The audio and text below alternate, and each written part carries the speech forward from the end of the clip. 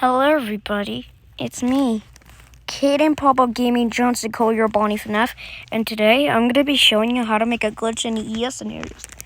So you go to Photos, and then you go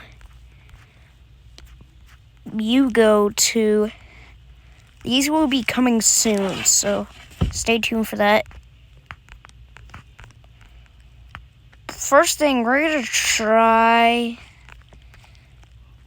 we're going with nuclear power plants. There we go. And then make sure your power plant is all the way. Like that. So make sure you just, let's go back to the nuclear power plant because I don't even know where that at. Let's do the nuclear power plant for that one because it's actually a nuclear power plant. So you go to stickers.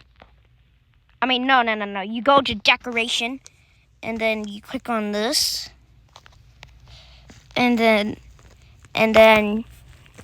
yeah, guys, that's exactly how do you make a glitch. So watch this.